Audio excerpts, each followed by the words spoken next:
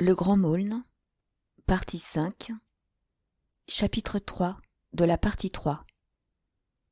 Une apparition. Je n'avais jamais fait de longues courses à bicyclette. Celle-ci était la première. Mais, depuis longtemps, malgré mon mauvais genou, en cachette, Jasmin m'avait appris à monter. Si déjà, pour un jeune homme ordinaire, la bicyclette est un instrument bien amusant, que ne devait-elle pas sembler à un pauvre garçon comme moi, qui naguère encore traînait misérablement la jambe, trempé de sueur, dès le 4e kilomètre. Du haut des côtes, descendre et s'enfoncer dans le creux des paysages, découvrir comme à coups d'aile les lointains de la route qui s'écartent et fleurissent à votre approche, traverser un village dans l'espace d'un instant et l'emporter tout entier d'un coup d'œil. En rêve seulement j'avais connu jusque-là courses aussi charmantes, aussi légères. Les côtes mêmes me trouvaient plein d'entrain, car c'était, il faut le dire, le chemin du pays de Maulne que je buvais ainsi. Un peu avant l'entrée du bourg, me disait Maulne, lorsque jadis il décrivait son village, on voit une grande roue à palettes que le vent fait tourner. Il ne savait pas à quoi elle servait, ou peut-être feignait-il de n'en rien savoir pour piquer ma curiosité davantage. C'est seulement au déclin de cette journée de fin d'août que j'aperçus, tournant au vent dans une immense prairie, la grande roue qui devait monter l'eau pour une métairie voisine. Derrière les peupliers du pré se découvraient déjà les premiers faubourgs. À mesure que je suivais le grand détour que faisait la route pour contourner le ruisseau, le paysage s'épanouissait et s'ouvrait. Arrivé sur le pont, je découvris enfin la grande rue du village. Des vaches paissaient, cachées dans les roseaux de la prairie, et j'entendais leurs cloches, tandis que, descendu de bicyclette, les deux mains sur mon guidon, je regardais le pays où j'allais porter une si grave nouvelle. Les maisons, où l'on entrait en passant sur un petit pont de bois, étaient toutes alignées au bord d'un fossé qui descendait la rue, comme autant de barques, voiles carguées, amarrées dans le calme du soir. C'était l'heure où dans chaque cuisine on allume un feu.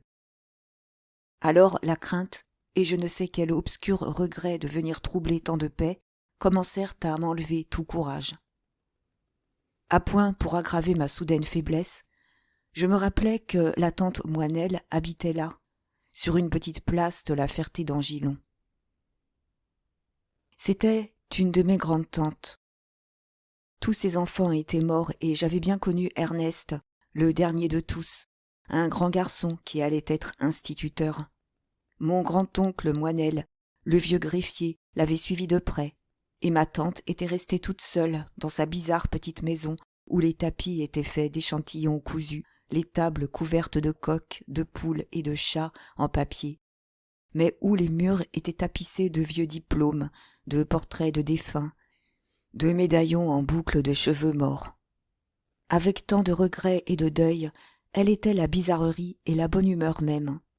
Lorsque j'eus découvert la petite place où se tenait sa maison, je l'appelai bien fort par la porte entr'ouverte, et je l'entendis tout au bout des 3 pièces en enfilade pousser un petit cri suraigu. « Hé là, mon Dieu !» Elle renversa son café dans le feu. À cette heure-là, comment pouvait-elle faire du café? Et elle apparut. Très cambrée en arrière, elle portait une sorte de chapeau capote capeline sur le faîte de la tête, tout en haut de son front immense et cabossé, où il y avait de la femme mongole et de la Hottentote, et elle riait à petits coups, montrant le reste de ses dents très fines.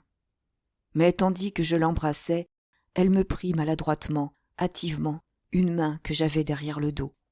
Avec un mystère parfaitement inutile, puisque nous étions tous les deux seuls, elle me glissa une petite pièce que je n'osais pas regarder et qui devait être de 1 franc.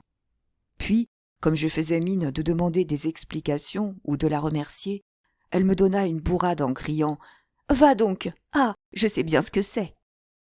Elle avait toujours été pauvre, toujours empruntant, toujours dépensant. « J'ai toujours été bête et toujours malheureuse, » disait-elle sans amertume, mais de sa voix de fausset. Persuadée que les sous me préoccupaient comme elle, la brave femme n'attendait pas que j'eusse soufflé pour me cacher dans la main ces très minces économies de la journée. Et par la suite, c'est toujours ainsi qu'elle m'accueillit. Le dîner fut aussi étrange, à la fois triste et bizarre, que l'avait été la réception.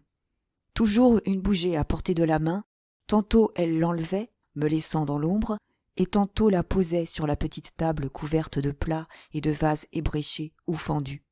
« Celui-là, disait-elle, les Prussiens lui ont cassé les anses, en 70, parce qu'ils ne pouvaient pas l'emporter. » Je me rappelais seulement alors, en revoyant ce grand vase à la tragique histoire, que nous avions dîné et couché là jadis. Mon père m'emmenait dans Lyon, chez un spécialiste qui devait guérir mon genou. Il fallait prendre un grand express qui passait avant le jour. Je me souvins du triste dîner de jadis, de toutes les histoires du vieux greffier accoudé devant sa bouteille de boisson rose. Et je me souvenais aussi de mes terreurs.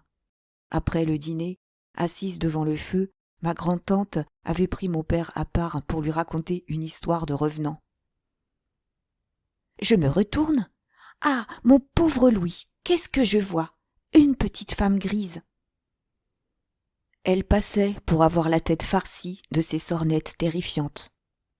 Et voici que ce soir-là, le dîner fini, lorsque, fatigué par la bicyclette, je fus couché dans la grande chambre avec une chemise de nuit à carreaux de l'oncle Moinel, elle vint s'asseoir à mon chevet et commença de sa voix la plus mystérieuse et la plus pointue. « Mon pauvre François, il faut que je te raconte à toi ce que je n'ai jamais dit à personne. » Je pensais, mon affaire est bonne, me voilà terrorisé pour toute la nuit, comme il y a 10 ans. Et j'écoutais. Elle hochait la tête, regardant droit devant soi, comme si elle se fût raconté l'histoire à elle-même. Je revenais d'une fête avec Moinel. C'était le premier mariage où nous allions tous les deux, depuis la mort de notre pauvre Ernest. Et j'y avais rencontré ma sœur Adèle, que je n'avais pas vue depuis 4 ans. Un vieil ami de Moinel, très riche, l'avait invité à la noce de son fils, au domaine des Sablonnières. Nous avions loué une voiture. Cela nous avait coûté bien cher. Nous revenions sur la route vers 7 heures du matin, en plein hiver. Le soleil se levait. Il n'y avait absolument personne. Qu'est-ce que je vois, tout d'un coup, devant nous, sur la route? Un petit homme, un petit jeune homme arrêté, beau comme le jour, qui ne bougeait pas, qui nous regardait venir. À mesure que nous approchions, nous distinguions sa jolie figure, si blanche, si jolie que cela faisait peur. Je prends le bras de Moinel. Je tremblais comme la feuille. Je croyais que c'était le bon Dieu. Je lui dis « Regarde, c'est une apparition !» Il me répond tout bas, furieux. « Je l'ai bien vu, tais-toi donc, vieille bavarde !» Il ne savait que faire lorsque le cheval s'est arrêté. De près, cela avait une figure pâle, le front en sueur, un béret sale et un pantalon long. Nous entendîmes sa voix douce qui disait « Je ne suis pas un homme, je suis une jeune fille. Je me suis sauvée et je n'en puis plus. Voulez-vous bien me prendre dans votre voiture, monsieur et madame ?» Aussitôt, nous l'avons fait monter. À peine assise, elle a perdu connaissance. Et devines-tu à qui nous avions affaire? C'était la fiancée du jeune homme des Sablonnières, Franz de Galais, chez qui nous étions invités aux noces. « Mais il n'y a pas eu de noces, dis-je, puisque la fiancée s'est sauvée. »« Eh bien non, fit-elle toute penaude en me regardant. Il n'y a pas eu de noces, puisque cette pauvre folle s'était mise dans la tête 1000 folies qu'elle nous a expliquées. C'était une des filles d'un pauvre tisserand. Elle était persuadée que tant de bonheur était impossible, que le jeune homme était trop jeune pour elle, que toutes les merveilles qu'il lui décrivait étaient imaginaires, et lorsqu'enfin Franz est venu la chercher, Valentine a pris peur. Il se promenait avec elle et sa sœur dans le jardin de l'archevêché à Bourges, malgré le froid et le grand vent. Le jeune homme, par délicatesse certainement, et parce qu'il aimait la cadette, était plein d'attention pour l'aîné. Alors, ma folle s'est imaginé je ne sais quoi. Elle a dit qu'elle allait chercher un fichu à la maison. Et là, pour être sûre de n'être pas suivie, elle a revêtu des habits d'homme et s'est enfuie à pied sur la route de Paris. Son fiancé a reçu d'elle une lettre où elle lui déclarait qu'elle allait rejoindre un jeune homme qu'elle aimait. Et ce n'était pas vrai. Je suis plus heureuse de mon sacrifice, me disait-elle, que si j'étais sa femme. Oui, mon imbécile, mais en attendant, il n'avait pas du tout l'idée d'épouser sa sœur. Il s'est tiré une balle de pistolet. On a vu le sang dans le bois, mais on n'a jamais retrouvé son corps. Et qu'avez-vous fait de cette malheureuse fille? Nous lui avons fait boire une goutte, d'abord, puis nous lui avons donné à manger, et elle a dormi auprès du feu quand nous avons été de retour. Elle est restée chez nous une bonne partie de l'hiver. Tout le jour, tant qu'il faisait clair, elle taillait, cousait des robes, arrangeait des chapeaux et nettoyait la maison avec rage. C'est elle qui a recollé toute la tapisserie que tu vois là, et depuis son passage, les hirondelles nichent dehors. Mais le soir, à la tombée de la nuit, son ouvrage fini, elle trouvait toujours un prétexte pour aller dans la cour, dans le jardin ou sur le devant de la porte, même quand il gelait à pierre fendre. Et on la découvrait là, debout, pleurant de tout son cœur. « Eh bien, qu'avez-vous encore? Voyons. »« Rien, madame Moinel. » Et elle rentrait.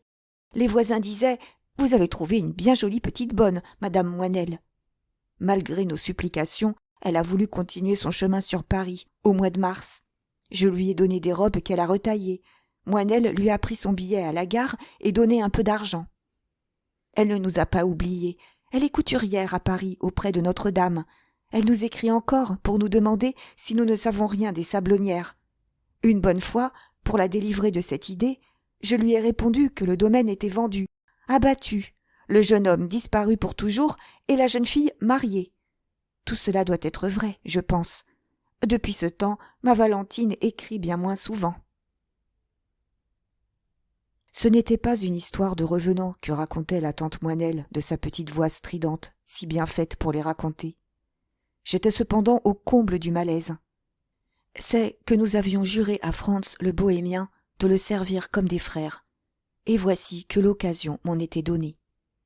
Or, était-ce le moment de gâter la joie que j'allais porter à Maulne le lendemain matin et de lui dire ce que je venais d'apprendre? À quoi bon le lancer dans une entreprise 1000 fois impossible? Nous avions en effet l'adresse de la jeune fille, mais où chercher le bohémien qui courait le monde? Laissons les fous avec les fous, pensai-je. Delouche et Boujardon n'avaient pas tort. Que de mal nous a fait ce Franz romanesque. Et je résolus de ne rien dire tant que je n'aurais pas vu marier Augustin Maulne et mademoiselle de Galais. Cette résolution prise, il me restait encore l'impression pénible d'un mauvais présage, impression absurde que je chassais bien vite. La chandelle était presque au bout, un moustique vibrait, mais la tante Moinel, la tête penchée sous sa capote de velours qu'elle ne quittait que pour dormir, les coudes appuyés sur ses genoux, recommençait son histoire. Par moments, elle relevait brusquement la tête et me regardait pour connaître mes impressions, ou peut-être pour voir si je ne m'endormais pas. À la fin, sournoisement, la tête sur l'oreiller, je fermais les yeux, faisant semblant de m'assoupir. « Allons, tu dors, fit-elle, d'un ton plus sourd et un peu déçu. J'eus pitié d'elle, et je protestai. « Mais non, ma tante, je vous assure. »« Mais si, dit-elle. Je comprends bien, d'ailleurs, que tout cela ne t'intéresse guère. Je te parle là de gens que tu n'as pas connus. » Et lâchement, cette fois, je ne répondis pas. Chapitre 4. La grande nouvelle. Il faisait, le lendemain matin, quand j'arrivais dans la grande-rue, un si beau temps de vacances, un si grand calme, et sur tout le bourg passaient des bruits si paisibles, si familiers, que j'avais retrouvé toute la joyeuse assurance d'un porteur de bonnes nouvelles. Augustin et sa mère habitaient l'ancienne maison d'école. À la mort de son père, retraité depuis longtemps et qu'un héritage avait enrichi, Maulne avait voulu qu'on achetât l'école où le vieil instituteur avait enseigné pendant 20 années, où lui-même avait appris à lire. Non pas qu'elle fût d'aspect fort aimable, c'était une grosse maison carrée, comme une mairie qu'elle avait été. Les fenêtres du rez-de-chaussée, qui donnaient sur la rue, étaient si hautes que personne n'y regardait jamais, et la cour de derrière, où il n'y avait pas un arbre, et dont un haut préau barrait la vue sur la campagne, était bien la plus sèche et la plus désolée cour d'école abandonnée que j'aie jamais vue. Dans le couloir compliqué où s'ouvraient 4 portes, je trouvai la mère de Maulne rapportant du jardin un gros paquet de linge qu'elle avait dû mettre sécher dès la première heure de cette longue matinée de vacances. Ses cheveux gris étaient à demi défaits, des mèches lui battaient la figure. Son visage régulier sous sa coiffure ancienne était bouffi et fatigué, comme par une nuit de veille, et elle baissait tristement la tête d'un air songeur. Mais, m'apercevant soudain, elle me reconnut et sourit. « Vous arrivez à temps, dit-elle. Voyez, je rentre le linge que j'ai fait sécher pour le départ d'Augustin. J'ai passé la nuit à régler ses comptes et à préparer ses affaires. Le train part à 5 heures, mais nous arriverons à tout apprêter. » On eût dit, tant elle montrait d'assurance, qu'elle-même avait pris cette décision. Or, sans doute ignorait-elle même où Maulne devait aller. « Montez, dit-elle, vous le trouverez dans la mairie en train d'écrire. » En hâte, je grimpai l'escalier, ouvris la porte de droite, où l'on avait laissé l'écriteau « mairie », et me trouvai dans une grande salle à 4 fenêtres, 2 sur le bourg, 2 sur la campagne, ornées au mur des portraits jaunis des présidents Grévy et Carnot. Sur une longue estrade qui tenait tout le fond de la salle, il y avait encore, devant une table à tapis vert, les chaises des conseillers municipaux. Au centre, assis sur un vieux fauteuil qui était celui du maire, Maulne écrivait, trempant sa plume au fond d'un encrier de faïence démodé, en forme de cœur. Dans ce lieu qui semblait fait pour quelque rentier de village, Maulne se retirait, quand il ne battait pas la contrée durant les longues vacances. Il se leva, dès qu'il m'eut reconnu, mais non pas avec la précipitation que j'avais imaginée. « Sorel, dit-il seulement, d'un air de profond étonnement. C'était le même grand gars au visage osseux, à la tête rasée. Une moustache inculte commençait à lui traîner sur les lèvres. Toujours ce même regard loyal, mais sur l'ardeur des années passées, on croyait voir comme un voile de brume, que par instants sa grande passion de jadis dissipait. Il paraissait très troublé de me voir. D'un bond, j'étais monté sur l'estrade, mais, chose étrange à dire, il ne songea pas même à me tendre la main. Il s'était tourné vers moi, les mains derrière le dos, appuyé contre la table, renversé en arrière, et l'air profondément gêné. Déjà, me regardant sans me voir, il était absorbé par ce qu'il allait me dire. Comme autrefois, et comme toujours, homme lent à commencer de parler, ainsi que sont les solitaires, les chasseurs et les hommes d'aventure, il avait pris une décision sans se soucier des mots qu'il faudrait pour l'expliquer. Et maintenant que j'étais devant lui, il commençait seulement à ruminer péniblement les paroles nécessaires. Cependant, je lui racontais avec gaieté comment j'étais venu, où j'avais passé la nuit, et que j'avais été bien surpris de voir madame Maulne préparer le départ de son fils. « Ah, elle t'a dit ?» demanda-t-il. « Oui, ce n'est pas, je pense, pour un long voyage. »« Si, un très long voyage. » Un instant décontenancé, sentant que j'allais tout à l'heure, d'un mot, réduire à néant cette décision que je ne comprenais pas, je n'osais plus rien dire, et ne savais pas où commencer ma mission. Mais lui-même parla enfin, comme quelqu'un qui veut se justifier. « Sorel, dit-il, tu sais ce qu'était pour moi mon étrange aventure de Sainte-Agathe. C'était ma raison de vivre et d'avoir de l'espoir. Cet espoir-là perdu, que pouvais-je devenir? Comment vivre à la façon de tout le monde? Eh bien, j'ai essayé de vivre là-bas, à Paris, quand j'ai vu que tout était fini et qu'il ne valait plus même la peine de chercher le domaine perdu. Mais un homme qui a fait une fois un bond dans le paradis, comment pourrait-il s'accommoder ensuite de la vie de tout le monde? Ce qui est le bonheur des autres m'a paru dérision. Et lorsque, sincèrement, délibérément, j'ai décidé un jour de faire comme les autres, ce jour-là, j'ai amassé du remords pour longtemps. » Assis sur une chaise de l'estrade, la tête basse, l'écoutant sans le regarder, je ne savais que penser de ces explications obscures. « Enfin, dis-je, Maulne, explique-toi mieux. Pourquoi ce long voyage? As-tu quelque faute à réparer? Une promesse à tenir? »« Eh bien, oui, répondit-il. Tu te souviens de cette promesse que j'avais faite à Franz? »« Ah, fis-je soulagé, il ne s'agit que de cela. »« De cela, et peut-être aussi d'une faute à réparer. Les deux en même temps. » Suivit un moment de silence pendant lequel je décidai de commencer à parler et préparais mes mots.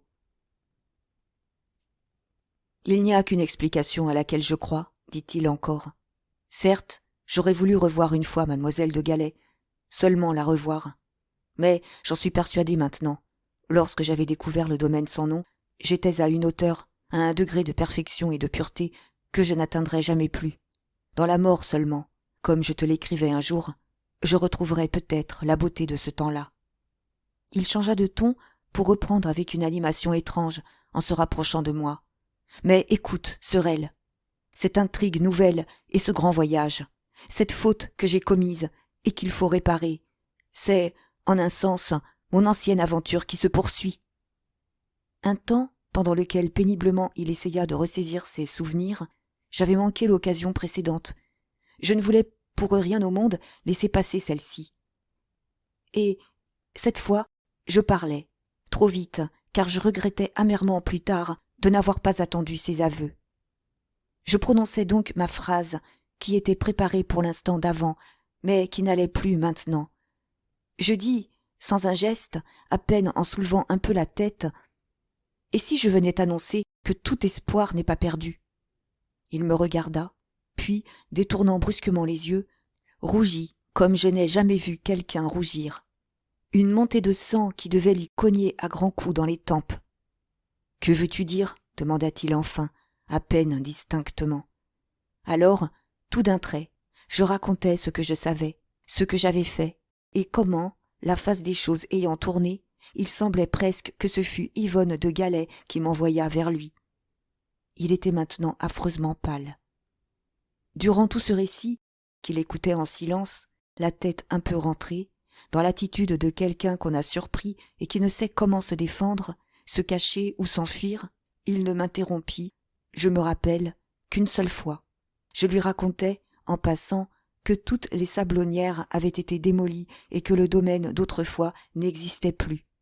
« Ah, dit-il, tu vois !» Comme s'il eût guetté une occasion de justifier sa conduite et le désespoir où il avait sombré. « Tu vois, il n'y a plus rien. » Pour terminer, persuadé qu'enfin l'assurance de tant de facilité emporterait le reste de sa peine, je lui racontai qu'une partie de campagne était organisée par mon oncle Florentin, que mademoiselle de Galais devait y venir à cheval et que lui-même était invité, mais il paraissait complètement désemparé et continuait à ne rien répondre. « Il faut tout de suite décommander ton voyage, dis-je avec impatience. Allons avertir ta mère. » Et comme nous descendions tous les deux, « Cette partie de campagne, me demanda-t-il avec hésitation. Alors, vraiment, il faut que j'y aille ? Mais voyons, répliquai-je, cela ne se demande pas. Il avait l'air de quelqu'un qu'on pousse par les épaules. En bas, Augustin avertit madame Maulne que je déjeunerais avec eux, dînerais, coucherais là, et que, le lendemain, lui-même louerait une bicyclette et me suivrait au Vieux-Nançay. « Ah, très bien, fit-elle, en hochant la tête, comme si ces nouvelles eussent confirmé toutes ses prévisions. Je m'assis dans la petite salle à manger, sous les calendriers illustrés, les poignards ornementés, et les outres soudanaises qu'un frère de M. Maulne, ancien soldat d'infanterie de marine, avait rapportées de ses lointains voyages. Augustin me laissa là un instant, avant le repas, et, dans la chambre voisine, où sa mère avait préparé ses bagages, je l'entendis qui lui disait, en baissant un peu la voix, de ne pas défaire sa malle, car son voyage pouvait être seulement retardé. Chapitre 5. La partie de plaisir. J'eus peine à suivre Augustin sur la route du Vieux-Nançay. Il allait comme un coureur de bicyclette. Il ne descendait pas aux côtes. À son inexplicable hésitation de la veille avait succédé une fièvre, une nervosité, un désir d'arriver au plus vite, qui ne laissait pas de m'effrayer un peu. Chez mon oncle, il montra la même impatience. Il parut incapable de s'intéresser à rien jusqu'au moment où nous fûmes tous installés en voiture, vers 10 heures, le lendemain matin, et prêts à partir sur les bords de la rivière.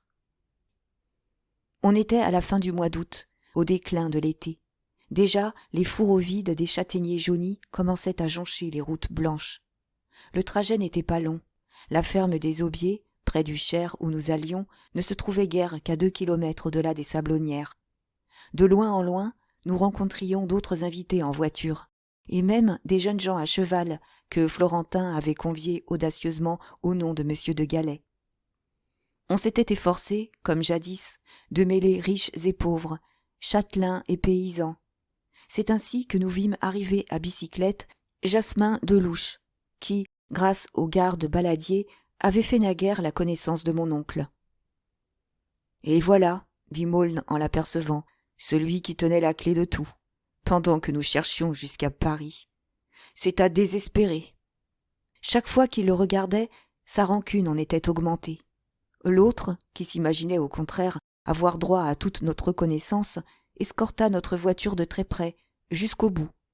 On voyait qu'il avait fait, misérablement, sans grand résultat, des frais de toilette, et les pans de sa jaquette élimée battaient le garde-crotte de son vélocipède. Malgré la contrainte qu'il s'imposait pour être aimable, sa figure vieillotte ne parvenait pas à plaire. Il m'inspirait plutôt à moi une vague pitié. Mais de qui n'aurais-je pas eu pitié durant cette journée-là?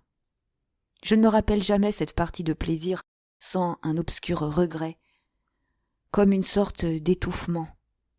Je m'étais fait de ce jour tant de joie à l'avance. Tout paraissait si parfaitement concerté pour que nous soyons heureux. Et nous l'avons été si peu. Que les bords du Cher étaient beaux, pourtant. Sur la rive où l'on s'arrêta, le coteau venait finir en pente douce et la terre se divisait en petits prés verts, en saulaies séparés par des clôtures, comme autant de jardins minuscules. De l'autre côté de la rivière, les bords étaient formés de collines grises, abruptes, rocheuses. Et sur les plus lointaines, on découvrait, parmi les sapins, de petits châteaux romantiques avec une tourelle. Au loin, par instants, on entendait aboyer la meute du château de Préverange. Nous étions arrivés en ce lieu par un dédale de petits chemins, tantôt hérissés de cailloux blancs, tantôt remplis de sable, chemin qu'aux abords de la rivière les sources vives transformaient en ruisseaux. Au passage, les branches des groseilliers sauvages nous agrippaient par la manche. Et tantôt nous étions plongés dans la fraîche obscurité des fonds de ravins, tantôt, au contraire, les haies interrompues, nous baignions dans la claire lumière de toute la vallée.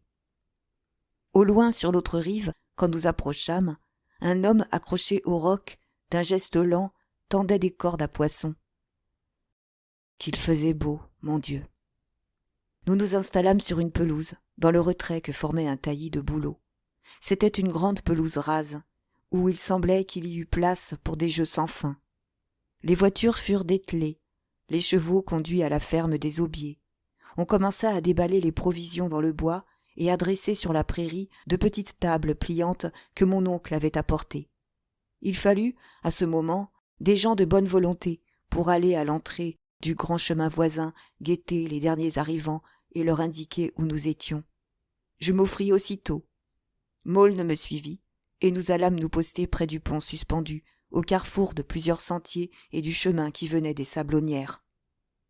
Marchant de long en large, parlant du passé, tâchant tant bien que mal de nous distraire, nous attendions. Il arriva encore une voiture du vieux Nançais, des paysans inconnus avec une grande fille enrubannée. Puis plus rien. Si, 3 enfants dans une voiture à âne, les enfants de l'ancien jardinier des Sablonnières. « Il me semble que je les reconnais, » dit Maulne. « Ce sont eux, je crois bien, qui m'ont pris par la main, jadis, le premier soir de la fête, et m'ont conduit au dîner. » Mais à ce moment, l'âne ne voulant plus marcher, les enfants descendirent pour le piquer, le tirer, cogner sur lui tant qu'ils purent. Alors, Maulne, déçu, prétendit s'être trompé. Je leur demandai s'ils avaient rencontré sur la route monsieur et mademoiselle de Galais. L'un d'eux répondit qu'il ne savait pas. L'autre, « Je pense que oui, monsieur. » Et nous ne fûmes pas plus avancés. Ils descendirent enfin vers la pelouse, les uns tirant l'ânon par la bride, les autres poussant derrière la voiture. Nous reprîmes notre attente. Maulne regardait fixement le détour du chemin des Sablonnières, guettant avec une sorte d'effroi la venue de la jeune fille qu'il avait tant cherchée jadis. Un énervement bizarre et presque comique, qu'il passait sur Jasmin, s'était emparé de lui. Du petit talus où nous étions grimpés pour voir au loin le chemin, nous apercevions sur la pelouse, en contrebas, un groupe d'invités, où de louches essayaient de faire bonne figure. « Regardez-le pérorer, cet imbécile, me disait Maulne. Et je lui répondais, mais laisse-le, il fait ce qu'il peut, le pauvre garçon. Augustin ne désarmait pas. Là-bas, un lièvre ou un écureuil avait dû déboucher d'un fourré. Jasmin, pour assurer sa contenance, fit mine de le poursuivre. « Allons bon, il court maintenant, fit Maulne, comme si vraiment cette audace-là dépassait toutes les autres.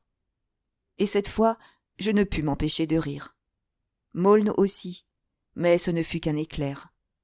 Après un nouveau quart d'heure, « Si elle ne venait pas, dit-il. » Je répondis, « Mais puisqu'elle a promis. »« Sois donc plus patient. » Il recommença de guetter, mais à la fin, incapable de supporter plus longtemps cette attente intolérable. « Écoute-moi, dit-il. Je redescends avec les autres. Je ne sais ce qu'il y a maintenant contre moi, mais si je reste là, je sens qu'elle ne viendra jamais. Qu'il est impossible qu'au bout de ce chemin, tout à l'heure, elle apparaisse. » Et il s'en alla vers la pelouse, me laissant tout seul. Je fis quelques 100 mètres sur la petite route pour passer le temps, et au premier détour, j'aperçus Yvonne de Galais montée en Amazone sur son vieux cheval blanc, si fringant ce matin-là qu'elle était obligée de tirer sur les rênes pour l'empêcher de trotter. À la tête du cheval, péniblement, en silence, marchait monsieur de Galais. Sans doute ils avaient dû se relayer sur la route, chacun à tour de rôle se servant de la vieille monture. Quand la jeune fille me vit tout seul, elle sourit, sauta prestement à terre et, confiant les rênes à son père, se dirigea vers moi qui accourais. « Je suis bien heureuse, dit-elle, de vous trouver seul, car je ne veux montrer à personne qu'à vous le vieux Bélisaire, ni le mettre avec les autres chevaux. Il est trop laid et trop vieux d'abord, puis je crains toujours qu'il ne soit blessé par un autre. Or, je n'ose monter que lui, et, quand il sera mort, je n'irai plus à cheval. » Chez mademoiselle de Galais, comme chez Maulne, je sentais sous cette animation charmante, sous cette grâce en apparence si paisible, de l'impatience et presque de l'anxiété. Elle parlait plus vite qu'à l'ordinaire. Malgré ses joues et ses pommettes roses, il y avait autour de ses yeux, à son front, par endroits, une pâleur violente où se lisait tout son trouble. Nous convînmes d'attacher Bélisaire à un arbre dans un petit bois proche de la route. Le vieux monsieur de Galais, sans mot dire comme toujours, sortit le licol des fontes et attacha la bête, un peu bas à ce qu'il me sembla. De la ferme, je promis d'envoyer tout à l'heure du foin, de l'avoine, de la paille. Et mademoiselle de Galais arriva sur la pelouse, comme jadis. Je l'imagine, elle descendit vers la berge du lac, lorsque Maulne l'aperçut pour la première fois. Donnant le bras à son père, écartant de sa main gauche le pan du grand manteau léger qui l'enveloppait, elle s'avançait vers les invités, de son air à la fois si sérieux et si enfantin. Je marchais auprès d'elle. Tous les invités éparpillés ou jouant au loin s'étaient dressés et rassemblés pour l'accueillir. Il y eut un bref instant de silence pendant lequel chacun la regarda s'approcher. Maulne s'était mêlé au groupe des jeunes hommes et rien ne pouvait le distinguer de ses compagnons, sinon sa haute taille. Encore y avait-il là des jeunes gens presque aussi grands que lui. Il ne fit rien qui pût le désigner à l'attention, pas un geste, ni un pas en avant.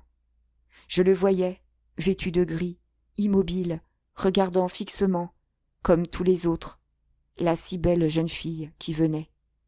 À la fin, pourtant, d'un mouvement inconscient et gêné, il avait passé sa main sur sa tête nue, comme pour cacher, au milieu de ses compagnons, aux cheveux bien peignés, sa rude tête rasée de paysan. Puis le groupe entoura mademoiselle de Galais.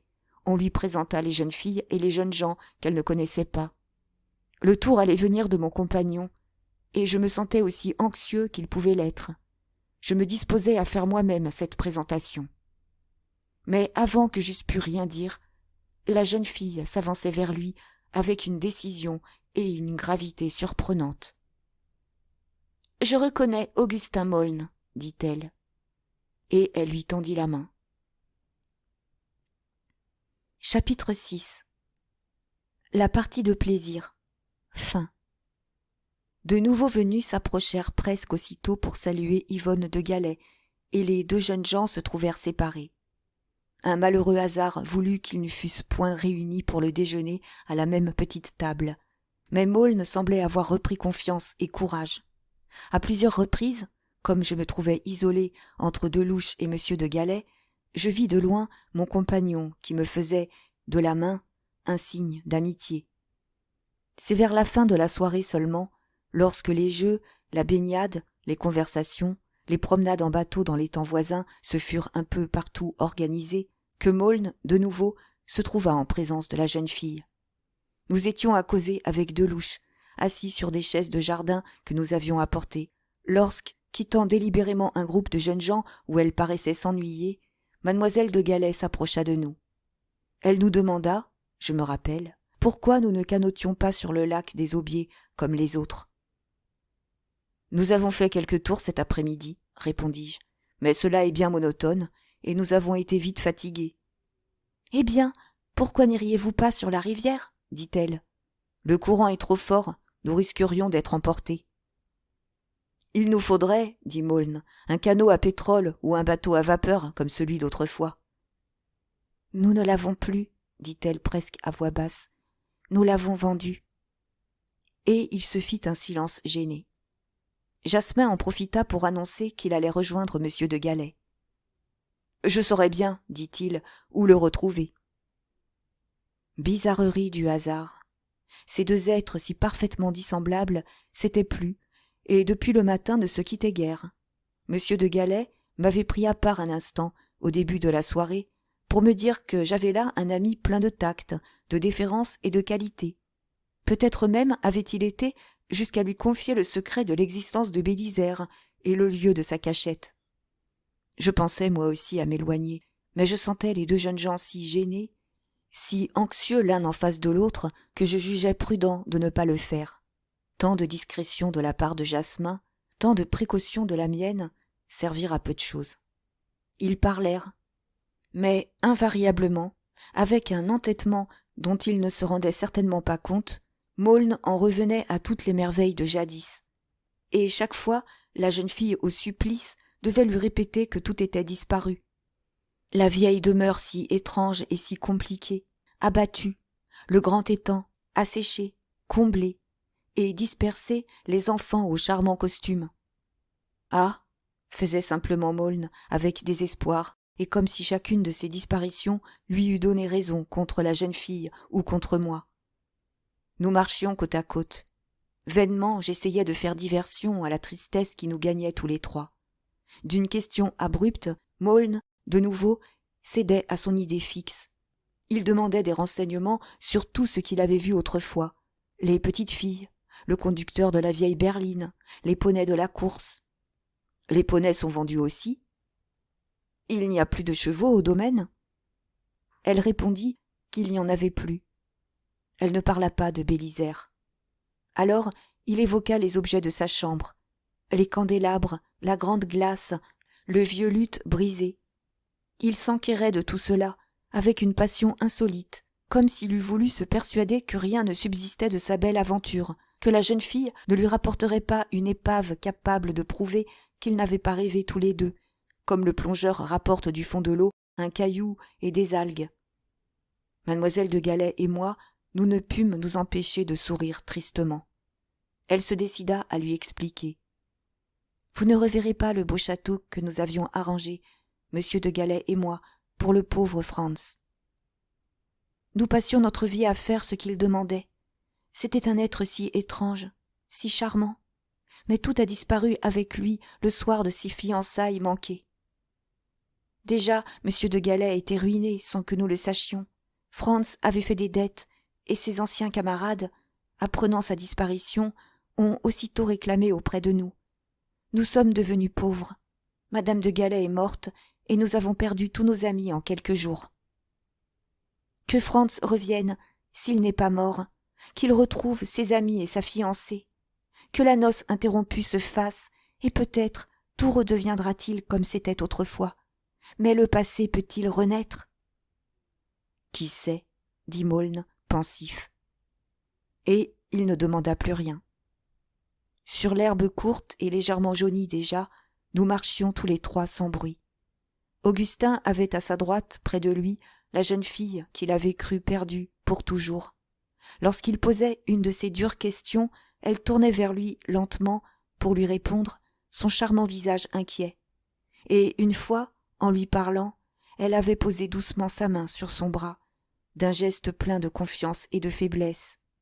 Pourquoi le grand Maulne était-il là comme un étranger, comme quelqu'un qui n'a pas trouvé ce qu'il cherchait et que rien d'autre ne peut intéresser?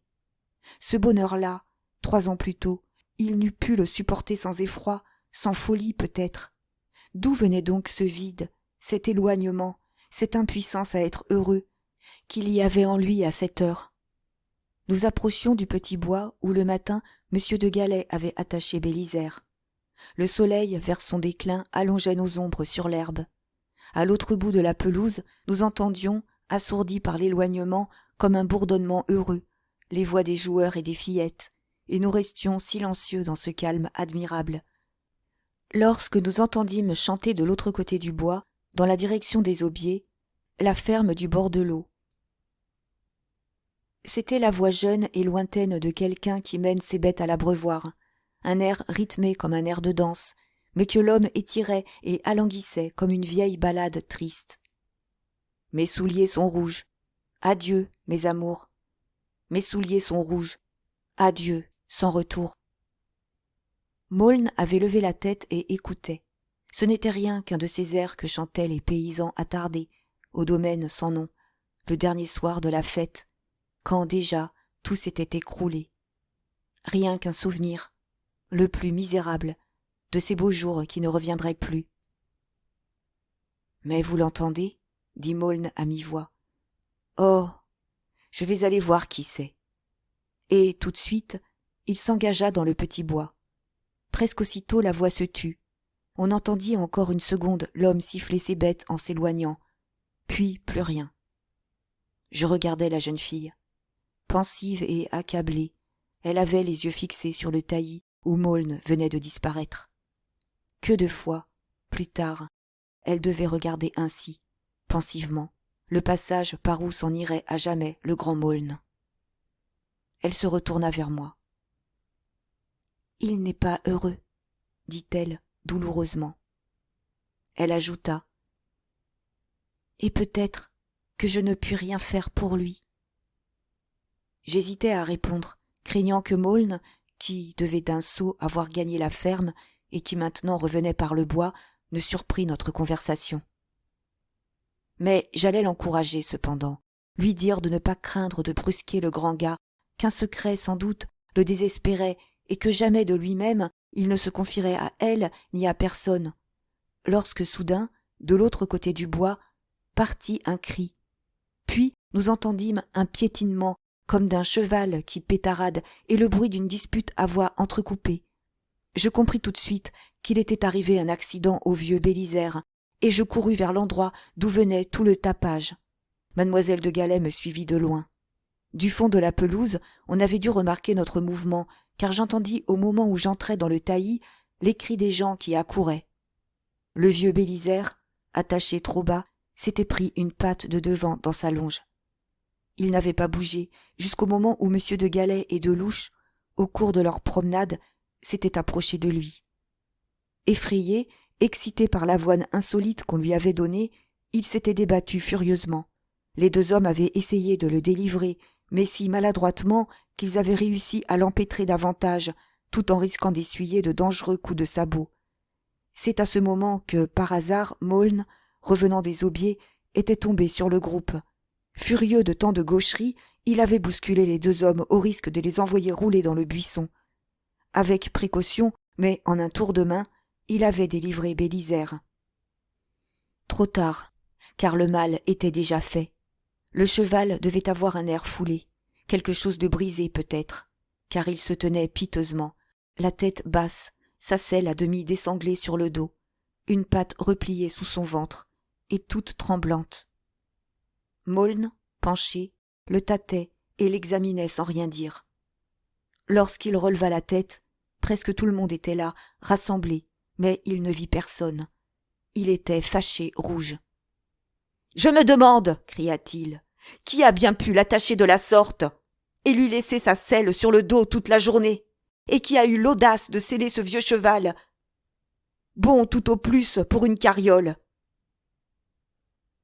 Delouche voulut lui dire quelque chose, tout prendre sur lui. « Tais-toi donc, c'est ta faute encore, je t'ai vu tirer bêtement sur sa longe pour le dégager. » Et, se baissant de nouveau, il se remit à frotter le jarret du cheval avec le plat de la main. Monsieur de Galais, qui n'avait rien dit encore, eut le tort de vouloir sortir de sa réserve.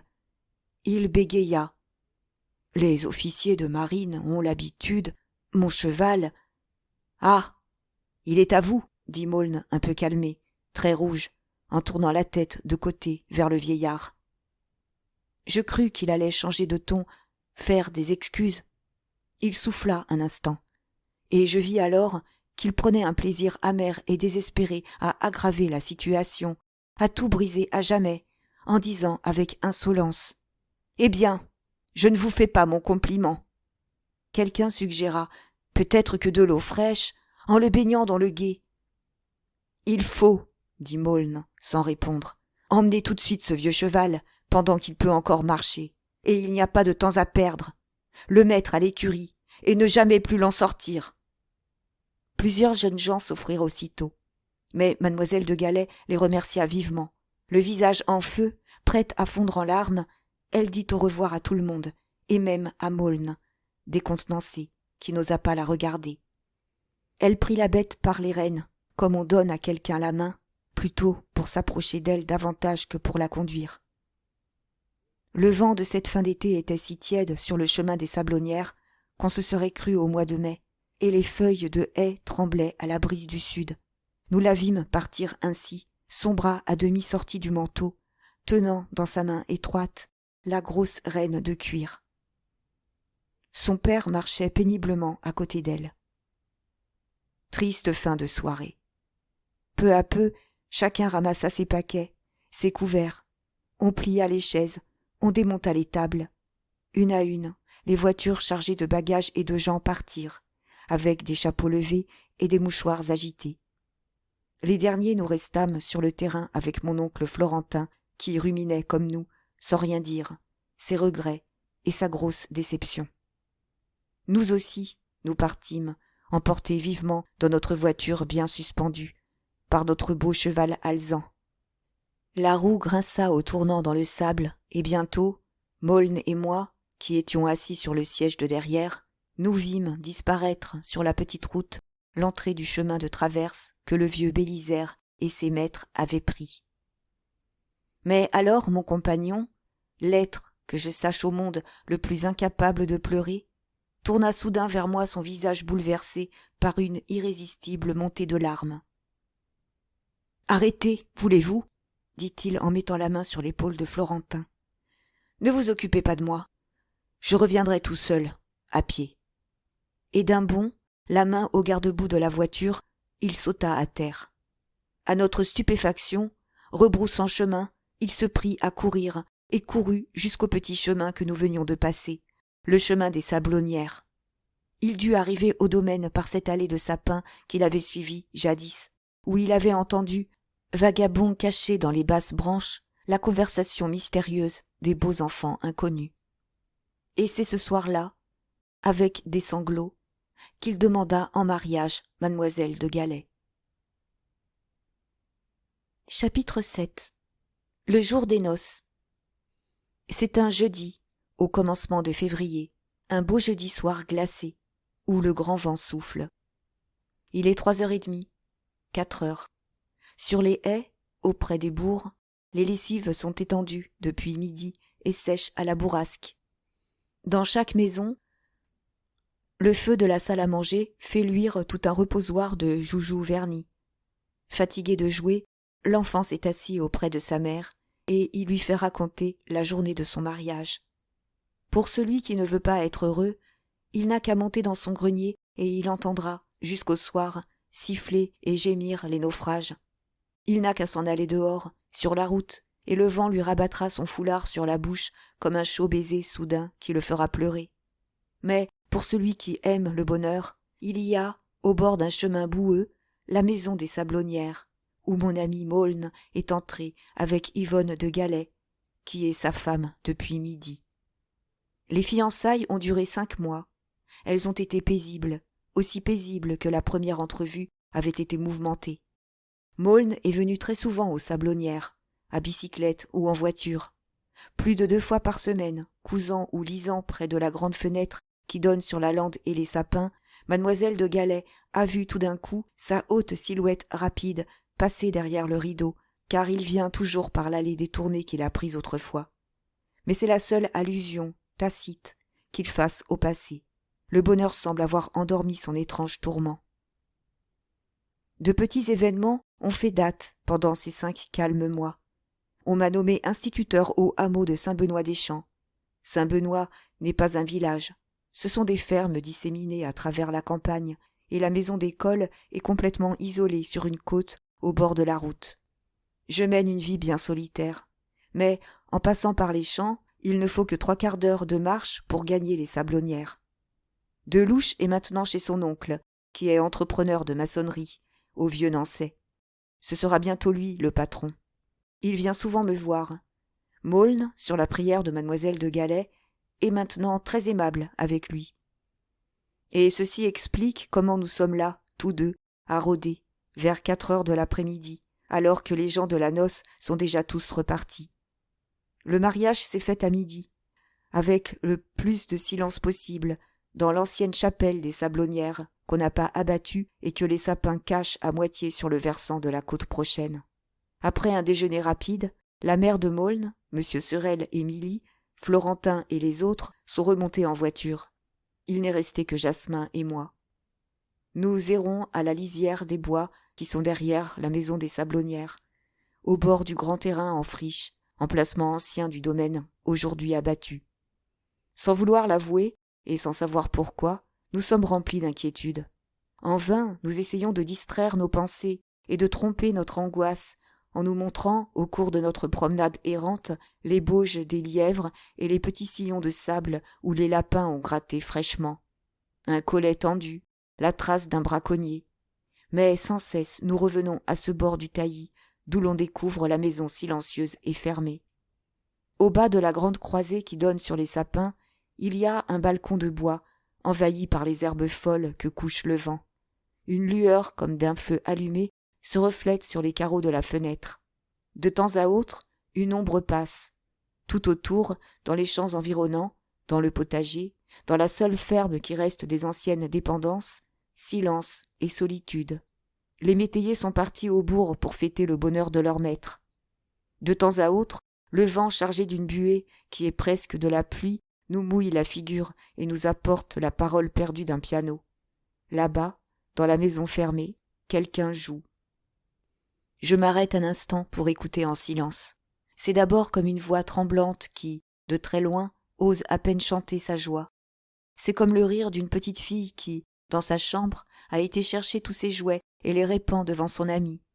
Je pense aussi à la joie craintive encore d'une femme qui a été mettre une belle robe et qui vient la montrer et ne sait pas si elle plaira. Cette terre que je ne connais pas, c'est aussi une prière, une supplication au bonheur de ne pas être trop cruel, un salut et comme un agenouillement devant le bonheur. Je pense, ils sont heureux, enfin. Maulne est là-bas, près d'elle. Et savoir cela, en être sûr, suffit au contentement parfait du brave enfant que je suis. À ce moment, tout absorbé, le visage mouillé par le vent de la plaine comme par l'embrun de la mer, je sens qu'on me touche l'épaule. « Écoute, dit Jasmin tout bas. Je le regarde.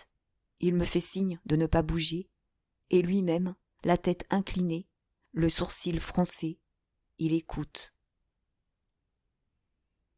Chapitre 8. L'appel de Franz. Ouh! Cette fois, j'ai entendu. C'est un signal, un appel sur 2 notes, haute et basse, que j'ai déjà entendu jadis. Ah, je me souviens, c'est le cri du grand comédien lorsqu'il hélait son jeune compagnon à la grille de l'école. C'est l'appel à quoi Franz nous avait fait jurer de nous rendre, n'importe où et n'importe quand. Mais que demande-t-il ici, aujourd'hui, celui-là? Cela vient de la grande sapinière à gauche, dis-je à mi-voix. C'est un braconnier, sans doute. Jasmin secoue la tête. Tu sais bien que non, dit-il. Puis, plus bas. Ils sont dans le pays, tous les deux, depuis ce matin. J'ai surpris Ganache à 11 heures, en train de guetter dans un champ auprès de la chapelle. Il a détalé en m'apercevant. Ils sont venus de loin, peut-être à bicyclette, car il était couvert de boue jusqu'au milieu du dos. Mais que cherche-t-il ? Je n'en sais rien. Mais à coup sûr, il faut que nous le chassions. Il ne faut pas les laisser rôder aux alentours. Ou bien toutes les folies vont recommencer. Je suis de cet avis, sans l'avouer. Le mieux, dis-je, serait de les joindre, de voir ce qu'ils veulent et de leur faire entendre raison. Lentement, silencieusement, nous nous glissons donc en nous baissant à travers le taillis jusqu'à la grande sapinière, d'où part, à intervalles réguliers, ce cri prolongé qui n'est pas en soi plus triste qu'autre chose, mais qui nous semble à tous les deux de sinistre augure. Il est difficile, dans cette partie du bois de sapin, où le regard s'enfonce entre les troncs régulièrement plantés, de surprendre quelqu'un et de s'avancer sans être vu. Nous n'essayons même pas. Je me poste à l'angle du bois. Jasmin va se placer à l'angle opposé, de façon à commander comme moi, de l'extérieur, deux des côtés du rectangle, et à ne pas laisser fuir l'un des bohémiens sans le héler. Ces dispositions prises, je commence à jouer mon rôle d'éclaireur pacifique, et j'appelle. « Franz ? Franz, ne craignez rien. C'est moi, Sorel. Je voudrais vous parler. » Un instant de silence. Je vais me décider à crier encore, lorsque, au cœur même de la sapinière, où mon regard n'atteint pas tout à fait, une voix commande. « Restez où vous êtes. Il va venir vous trouver. » Peu à peu, entre les grands sapins que l'éloignement fait paraître serrés, je distingue la silhouette du jeune homme qui s'approche. Il paraît couvert de boue et mal vêtu. Des épingles de bicyclette serrent le bas de son pantalon. Une vieille casquette à encre est plaquée sur ses cheveux trop longs. Je vois maintenant sa figure amaigrie. Il semble avoir pleuré. S'approchant de moi, résolument. « Que voulez-vous » demande-t-il, d'un air très insolent. « Et vous-même, Franz, que faites-vous ici ? Pourquoi venez-vous troubler ceux qui sont heureux ? Qu'avez-vous à demander ? Dites-le. » Ainsi interrogé directement, il rougit un peu, balbutie, répond seulement. « Je suis malheureux, moi, je suis malheureux. » Puis, la tête dans le bras, appuyé à un tronc d'arbre, il se prend à sangloter amèrement. Nous avons fait quelques pas dans la sapinière. L'endroit est parfaitement silencieux. Pas même la voix du vent que les grands sapins de la lisière arrêtent. Entre les troncs réguliers se répète et s'éteint le bruit des sanglots étouffés du jeune homme. J'attends que cette crise s'apaise, et je dis, en lui mettant la main sur l'épaule, « Franz, vous viendrez avec moi. Je vous mènerai auprès d'eux. Ils vous accueilleront comme un enfant perdu qu'on a retrouvé, et tout sera fini. » Mais il ne voulait rien entendre. D'une voix assourdie par les larmes, malheureux, entêté, colère, il reprenait. « Ainsi, Maulne ne s'occupe plus de moi. Pourquoi ne répond-il pas quand je l'appelle ? Pourquoi ne tient-il pas sa promesse ? » « Voyons, Franz, répondis-je, le temps des fantasmagories et des enfantillages est passé. Ne troublez pas avec des folies le bonheur de ceux que vous aimez, de votre sœur et d'Augustin Maulne. Mais lui seul peut me sauver, vous le savez bien. Lui seul est capable de retrouver la trace que je cherche. Voilà bientôt 3 ans que Ganache et moi nous battons toute la France sans résultat. Je n'avais plus confiance qu'en votre ami, et voici qu'il ne répond plus. Il a retrouvé mon amour, lui. Pourquoi, maintenant, ne pense-t-il pas à moi ? Il faut qu'il se mette en route. Yvonne le laissera bien partir. Elle ne m'a jamais rien refusé. » Il me montrait un visage où, dans la poussière et la boue, les larmes avaient tracé des sillons sales, un visage de vieux gamin épuisé et battu. Ses yeux étaient cernés de taches de rousseur. Son menton, mal rasé. Ses cheveux trop longs traînaient sur son col sale. Les mains dans les poches, il grelottait. Ce n'était plus ce royal enfant en guenilles des années passées. De cœur, sans doute, il était plus enfant que jamais, impérieux, fantasque et tout de suite désespéré, Mais cet enfantillage était pénible à supporter chez ce garçon déjà légèrement vieilli. Naguère, il y avait en lui tant d'orgueilleuse jeunesse que toute folie au monde lui paraissait permise. À présent, on était d'abord tenté de le plaindre pour n'avoir pas réussi sa vie, puis de lui reprocher ce rôle absurde de jeune héros romantique où je le croyais s'entêter. Et enfin, je pensais malgré moi que notre beau Franz, aux belles amours, avait dû se mettre à voler pour vivre, tout comme son compagnon Ganache. Tant d'orgueil avait abouti à cela. « Si je vous promets, dis-je enfin, après avoir réfléchi, que dans quelques jours Maulne se mettra en campagne pour vous, rien que pour vous. »« Il réussira, n'est-ce pas ? Vous en êtes sûr ? » me demanda-t-il en claquant des dents. « Je le pense, tout devient possible avec lui. »« Et comment le saurais-je ? Qui me le dira ? » ?»« Vous reviendriez ici dans 1 an exactement, à cette même heure. Vous trouverez la jeune fille que vous aimez. » Et, en disant ceci, je pensais non pas troubler les nouveaux époux, mais m'enquérir auprès de la tante Moinelle et faire diligence moi-même pour trouver la jeune fille. Le bohémien me regardait dans les yeux avec une volonté de confiance vraiment admirable. 15 ans. Il avait encore, et tout de même 15 ans. L'âge que nous avions à Sainte-Agathe, le soir du balayage des classes, quand nous fîmes tous les 3 ce terrible serment enfantin.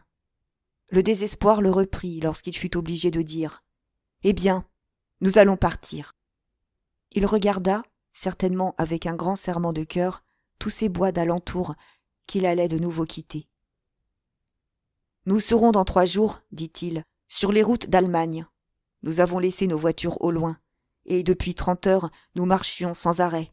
Nous pensions arriver à temps pour emmener Maulne avant le mariage et chercher avec lui ma fiancée, comme il a cherché le domaine des Sablonnières. » Puis, repris par sa terrible puérilité, « Appelez votre Delouche, dit-il en s'en allant, parce que si je le rencontrais, ce serait affreux. » Peu à peu, entre les sapins, je vis disparaître sa silhouette grise. J'appelai Jasmin et nous allâmes reprendre notre faction. Mais presque aussitôt, nous aperçûmes, là-bas, Augustin qui fermait les volets de la maison, et nous fûmes frappés par l'étrangeté de son allure. Chapitre 9. Les gens heureux. Plus tard, j'ai su, par le menu détail, tout ce qui s'était passé là-bas. Dans le salon des Sablonnières, dès le début de l'après-midi, Maulne et sa femme, que j'appelle encore mademoiselle de Galais, sont restés complètement seuls. Tous les invités partis, le vieux monsieur de Galais a ouvert la porte, laissant une seconde le grand vent pénétrer dans la maison et gémir. Puis il s'est dirigé vers le vieux Nancet, et ne reviendra qu'à l'heure du dîner, pour fermer tout à clé et donner des ordres à la métairie. Aucun bruit du dehors n'arrive plus maintenant jusqu'aux jeunes gens. Il y a tout juste une branche de rosier sans feuilles qui cogne la vitre du côté de la lande. Comme 2 passagers dans un bateau à la dérive, ils sont dans le grand vent d'hiver, 2 amants enfermés avec le bonheur. « Le feu menace de s'éteindre, » dit mademoiselle de Galais, et elle voulut prendre une bûche dans le coffre. Mais Maulne se précipita et plaça lui-même le bois dans le feu. Puis il prit la main tendue de la jeune fille, et ils restèrent là, debout, l'un devant l'autre, étouffés comme par une grande nouvelle qui ne pouvait pas se dire. Le vent roulait avec le bruit d'une rivière débordée. De temps à autre, une goutte d'eau, diagonalement, comme sur la portière d'un train, rayait la vitre. Alors la jeune fille s'échappa. Elle ouvrit la porte du couloir et disparut avec un sourire mystérieux.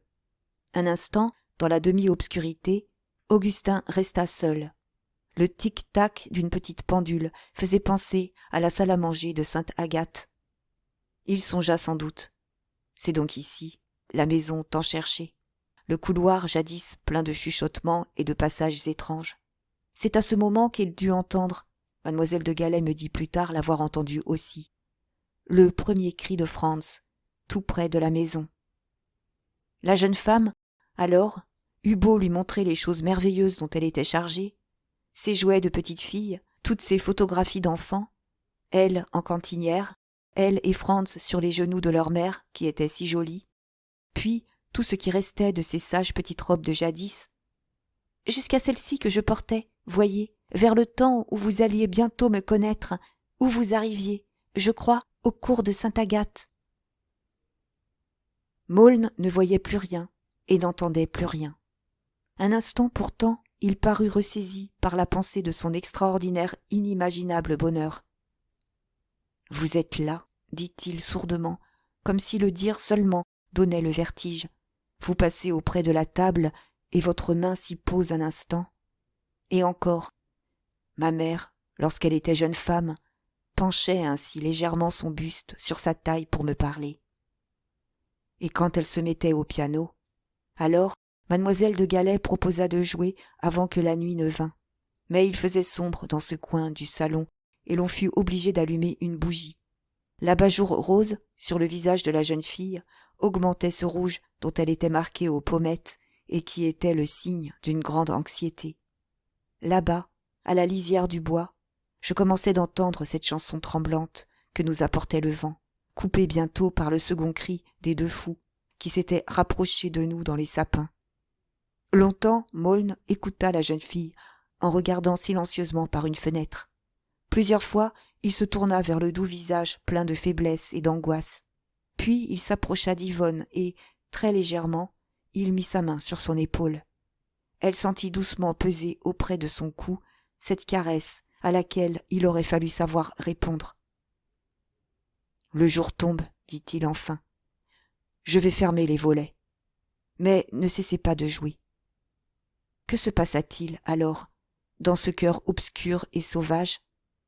Je me le suis souvent demandé, et je ne l'ai su que lorsqu'il fut trop tard.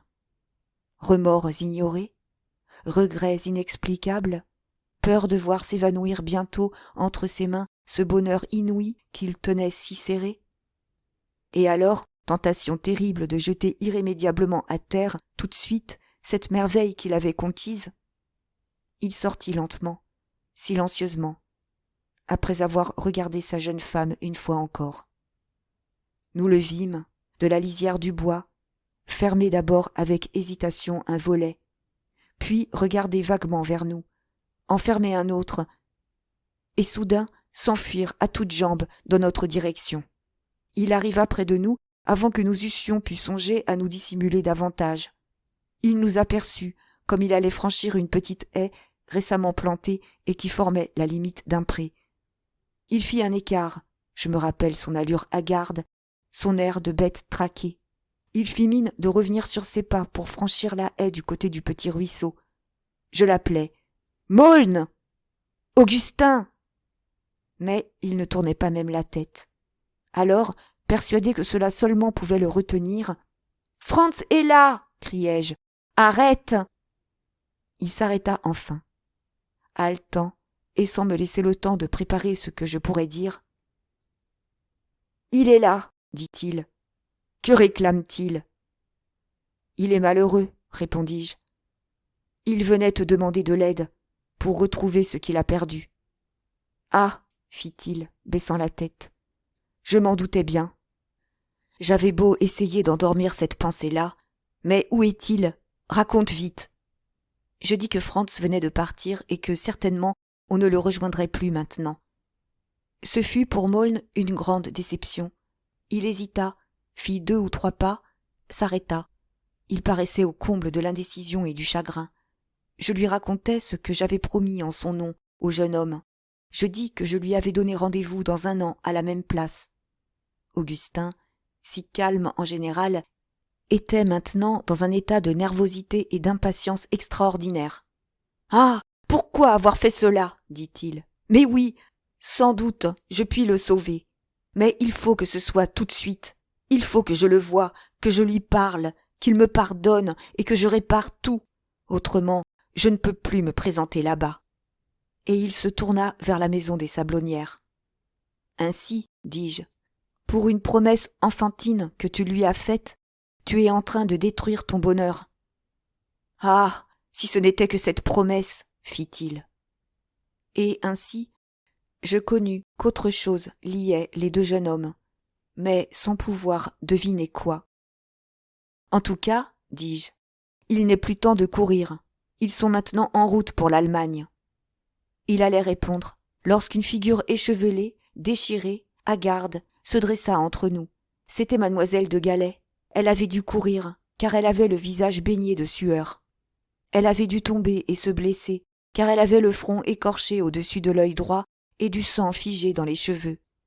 Il m'est arrivé, dans les quartiers pauvres de Paris, de voir soudain, descendu dans la rue, séparé par des agents intervenus dans la bataille, un ménage qu'on croyait heureux, uni, honnête. Le scandale a éclaté tout d'un coup, n'importe quand, à l'instant de se mettre à table, le dimanche avant de sortir, au moment de souhaiter la fête du petit garçon. Et maintenant, tout est oublié, saccagé.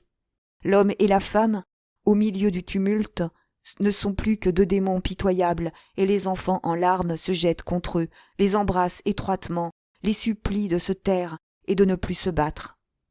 Mademoiselle de Galais, quand elle arriva près de Maulne, me fit penser à un de ces enfants-là, à un de ces pauvres enfants affolés. Je crois que tous ses amis, tout un village, tout un monde l'eût regardée, qu'elle fût accourue tout de même, qu'elle fût tombée de la même façon, échevelée, pleurante, salie. Mais quand elle eut compris que Maulne était bien là, que cette fois, du moins, il ne l'abandonnerait pas, alors elle passa son bras sous le sien, puis elle ne put s'empêcher de rire au milieu de ses larmes, comme un petit enfant. Ils ne dirent rien, ni l'un ni l'autre. Mais, comme elle avait tiré son mouchoir, Maulne le lui prit doucement des mains. Avec précaution et application, il essuya le sang qui tachait la chevelure de la jeune fille. « Il faut rentrer, maintenant, » dit-il. Et je les laissai retourner tous les deux, dans le beau grand vent du soir d'hiver qui leur fouettait le visage. Lui, les dents de la main au passage difficile, elle, souriant et se hâtant, vers leur demeure, pour un instant abandonnée.